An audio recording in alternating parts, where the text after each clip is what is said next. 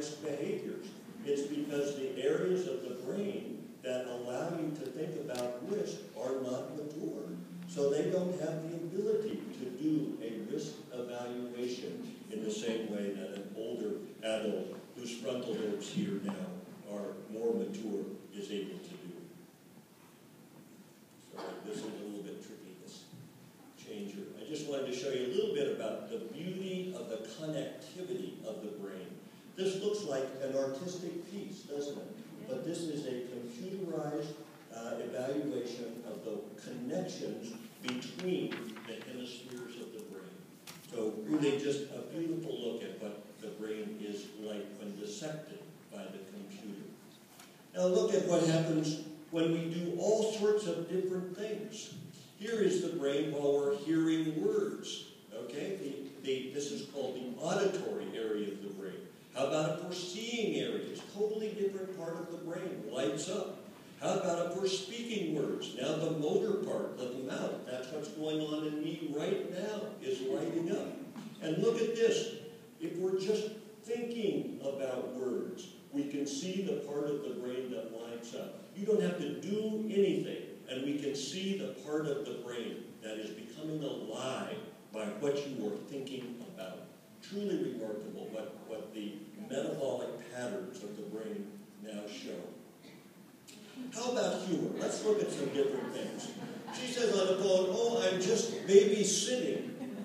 Right? So she's babysitting. Well, what does the brain look like with humor? Well, here's what happens to the brain when you're hearing a joke. So these areas of the brain all light up. You can see particularly the auditory area here in the back of the brain. Now, what about if you were seeing a humorous image? You just all saw a humorous image. What happened in your brain? Well, the visual areas of the brain, which are back here at the back of the brain, right back in here, also lit up much more intensely than they did when you were just hearing a joke. So we can actually put people in the scanner and then look at what happens in the brain when they're doing all sorts of different things. How about when you're on the web? Okay? So here is a naive user on the web, and they're using very little of their brain, probably kind of tentatively exploring how to use it. But now look, this is an internet savvy guy down here using all of this frontal lobe as he or she explores the brain, explores the internet, looking for those special niches where little things can be found that you didn't know that you could find on the web. So we can even see what happens to the brain on the web. And of course, we're a gaming town, right? So what happens to the brain when you're gaming? Well, it turns out this part of the deep part of the brain comes on. This is so fantastic because this is the true pleasure center of the brain. This is exactly the area of the brain that comes on when an addicted person is experiencing an addiction. So we can see that this area of the brain critical to that experience of pleasure, whether it be through gaming or through other things. Well, what about a baby? I want to just mention this because everybody loves a baby. Why do you love a baby?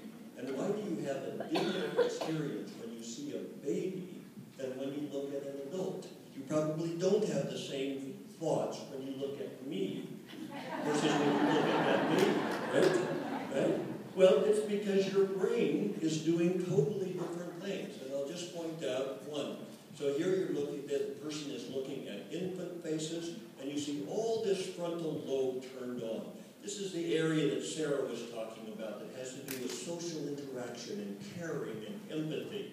Whereas if you look at an adult face, look how much less of this is turned on. See, this is what you see when you're looking at me. Much less caring and empathy, that sort of thing. Well, and one of the very interesting things that we've discovered just in the last, I would say, 5 years, is that the brain is never at rest.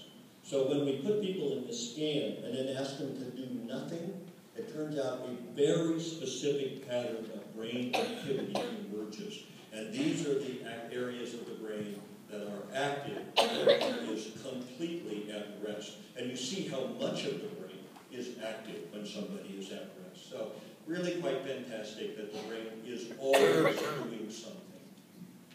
I also wanted to say something about the differences between men and women. We know that there are quite a few differences, and the brain reflects that as well.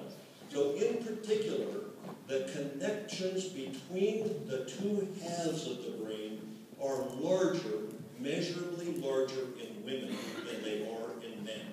So I've shown you here in this bright area, the area that is larger in women than it is in men.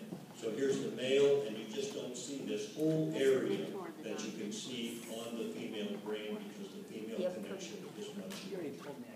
So that has allowed us a lot more insight into some of the differences between men and women. Well, what about brain diseases? I just want to make the point that mental illnesses are brain diseases. There's schizophrenia, a terrible, truly terrible illness, lifelong, as a common affliction of people. And what you can see here is the normal brain. Look here at the schizophrenic brain, and we're looking at areas of the brain that are systematically smaller than in the normal brain. And that this is actually the computerized difference between normal and schizophrenia. You can see the tremendous number of differences between the normal brain and the schizophrenic brain. So we're learning much more about schizophrenia as a mental illness. We can also see this if we look at the maturation of the brain. We can see that schizophrenia behaves just like a brain disease with increasing atrophy as we look at the brain 5 years after this initial set of scans. So schizophrenia is a brain disease in a way that we never appreciated before. This is autism. Sarah already showed you the autism. How about addiction? Just to show you some of the ravages of addiction. Here's a normal area deep in the brain. Now look at this person who's actually already 1 month out from their amphetamine abuse. But look at the difference between the normal and the amphetamine and the effects of amphetamine on this part of the brain.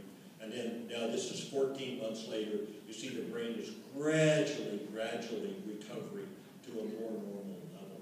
So you can see that addiction has really terrible effects on the brain. It's one of the reasons, of course, among many that we are fighting it.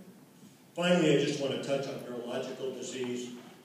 We use these brain imaging every day at the Lou Rubo Center for Brain Health to better diagnose and care for people. This is a scan of multiple sclerosis. Our Dr. West uses this every day to identify these white matter changes, and we have medications now that are quite successful in suppressing these changes in the brain.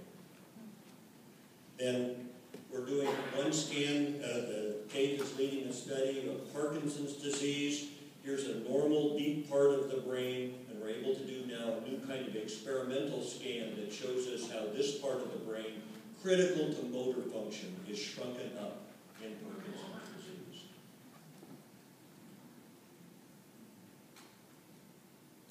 In the MRI in Alzheimer's disease, you can see here's the normal memory part of your brain. Here it is all shrunken up in Alzheimer's disease. Here's a metabolic scan in Alzheimer's disease. This red and yellow part should extend all the way around the outside of the brain. And you can see that it's very much reduced by this cold color in the back of the brain. And here's a scan that I want to call attention to, brand new, likely to be approved this year for widespread use. We can see the actual protein that is deposited in the brain of the Alzheimer patient with this scan. So here's a normal elderly person, and here's the scan of the person with Alzheimer's disease. We're using this more and more in our research now. So these were 2 patients with Alzheimer's disease.